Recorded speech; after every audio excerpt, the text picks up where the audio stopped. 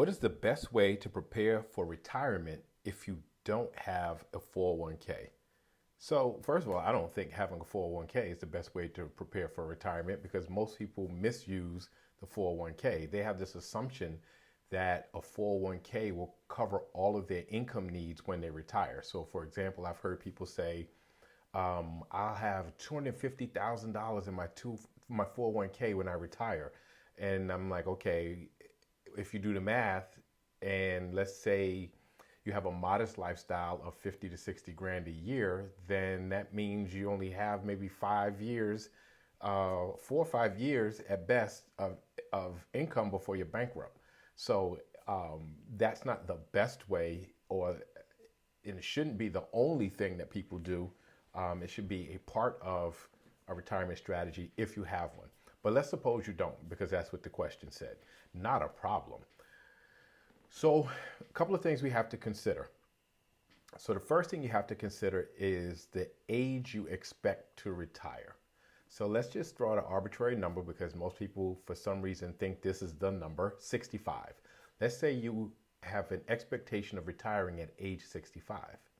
The next thing you have to determine is what age you are now. So just arbitrarily, let's pick a number. Let's say you're 40 years old. Now, the younger you are when you start to prepare, the better. If you are 20 years old, you should start now. If you are 18 years old, you should start now. So the younger you start, the easier it is, the more gains you can have, the less sacrifices you have to make along the way. But let's just use those numbers, 65 and you're 40. We subtract the 40 from the 65, that gives us our time horizon. That means we have, right, if we're 40 and with 65, 25 years to make this happen. 25 years is a good amount of time to make things happen, but obviously if you had 40 years, it would be better. So our time horizon now is 25 years. So in 25 years, what do we have to do? We have to figure out how much income we will need once we retire. So to make earned income, that means generate income from our personal labor. But you still need income.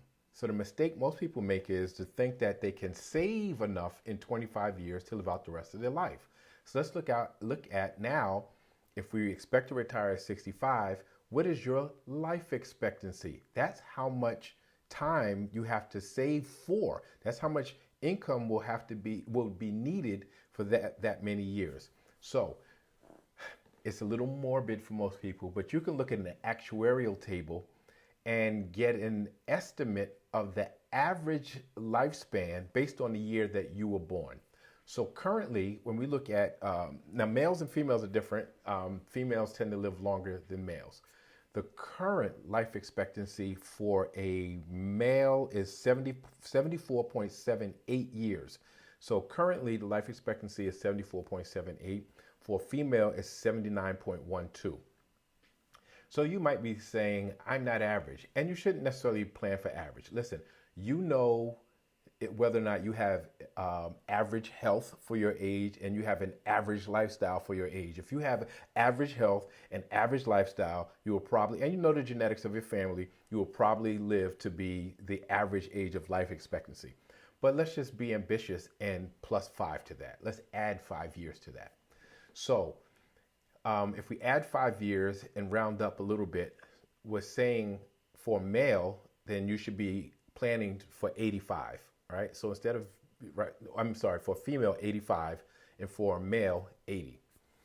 So if we retire at 65, and for male, you're planning to be 80 because you're adding 5 years to the average life expectancy, then you have to plan for 15 years of income. For female, you have to plan for 20 years of income. And I know that sounds kind of scary because that sounds very short, but that's the reality of things. So for male, you're going to need 15 years of income. For female, 20 years of income. Now we have to decide what our lifestyle is going to be so we can determine the amount of income we need. So when you consider lifestyle, you have to consider the lifestyle of somebody 65 plus, not the lifestyle that you have at 40. Despite what you think, you will change. Your wants will change, your needs will change, your desires will change, everything will change. So you have to look at expenses. So when you look at your living expenses, they will be different, or they should be different. One thing you have to consider, if you have a mortgage currently, by the time you retire, it should be paid off. Because we're talking again, right? If you're 40, 25 years, if you had a 30-year mortgage, your house should have been paid off by the time you hit 65. So if you have a home, you have no mortgage. So that expense will be less. If you are renting and currently you have children at home, you will probably downsize because you won't need as much space. So your rental costs will be less. Along with that, again, as an empty nester, your food costs will be less, your utilities will be less. I'm talking about proportionately. We're not talking about inflation. We'll talk about that in a second. But I'm talking about proportionally. You won't have to be spending for other dependents in the house. So those expenses will be less. But on the other side, there'll be expenses that are greater. Healthcare costs will go up. As you get older, you need more healthcare, and healthcare costs are high. So your healthcare costs will go up. What should go up, hopefully, is your budget for a vacation and entertainment, because you have more time on your hands. You should be spending it doing things that you enjoy. So your recreation, your entertainment, your vacation, that budget should go up. So once you figure out the lifestyle you want to live and you put a dollar figure to it, now if you want to be super accurate, you have to include inflation. And if you add 2 to 4% for every year, right? So if you decide it's 70,000 that first year, and we choose that as an arbitrary number, then every year after that, add another 2% that you'll need on top of the 70,000 until you get that life expectancy age. So the question now, we have an idea of how much we need, right? And when I say how much, again, you are not trying to save this amount and have this pool and deduct for every year. You're not going to have a pool of money and deduct for 15 years or 20 years until it's down to nothing. That is a poor strategy, but that's what most people think retirement means. So what you need to do is to create income sufficient enough to maintain your lifestyle. So once you determine how much you need, and again, let's use the number 70,000, arbitrary. Your number could be 100,000, your number could be 50,000, but let's just throw out 70,000. What income do you know you're going to have? So Social Security. So let's say you have Social Security as a guaranteed income because you've been contributing to Social Security as long as you've been working. Let's suppose also your job might have a small pension, right? You've been contributing. So if we have 70,000, and let's suppose, and I'm going to be real modest, Social Security pays you $20,000 a year and you need 70. Okay, so not bad. Now we have $50,000 that we have to account for. Let's say your pension pays you a modest $20,000 a year. Okay, boom, that's another 20,000. We've got 40,000 of the 70,000 we need. All we have to do is generate $30,000 of additional income. Now, most people, again, because they don't plan for passive income streams, end up getting a job in retirement. You have no idea how many people have told me, yeah, I'm retiring, and I see them a year later, and they say, well, I got a part-time job, because they need to make up that difference, right? That $30,000 in this case. So it's about having assets that generate passive income. It is not about a big savings pool. Should you have a big savings pool? Absolutely, you should be putting money away, but you should also be trying to acquire assets. So if you, in that 25 years, were able to acquire a piece of real estate that produced a modest amount of income, let's say it would produce $20,000 of profit a year. Now let's take that and add it. We already had 40, right? So now we're at $60,000 a year. Now we only need 10,000 more. So where are we going to get that? Your stock portfolio, some of you keep buying stocks for the craziest reasons. I don't understand it. You're just looking for capital appreciation, meaning that the number goes up. You should be looking for stocks that pay dividends.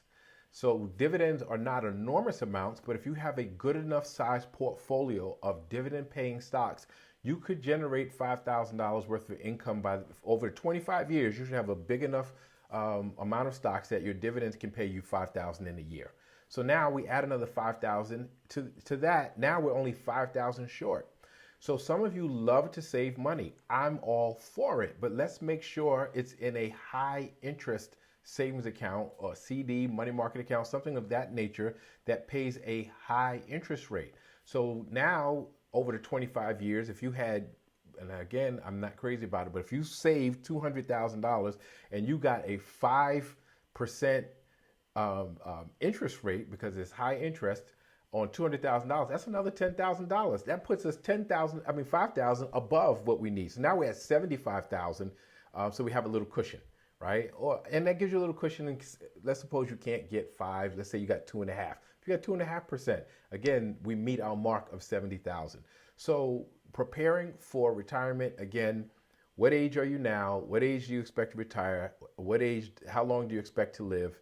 That creates a time horizon for how long you have to plan. It also gives you an idea of how long you have to plan for. Design the lifestyle in your mind of how you want to live, put a dollar value to it, and then start acquiring those assets that are going to be able to give you passive income to support the lifestyle that you want to live in retirement. And again, don't forget to subtract Social Security, pension, or what other forms of income that you know that you're going to have included.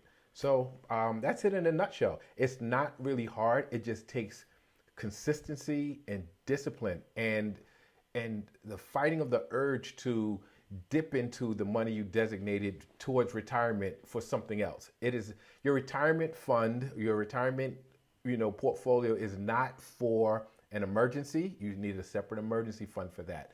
It is not for, I'll dip in there and put it back later, because you have to understand compounded growth when you're talking about, your investment accounts. And when you pull it out, you lose a lot of that value. So time in your portfolio is going to be extremely important. So I'd love to hear whatever strategies that you have that you are currently using, what struggles you're going through, because I know it's difficult to maintain that discipline over a long period of time. But please like, share, subscribe, keep the questions coming, and I'll see you next Tuesday.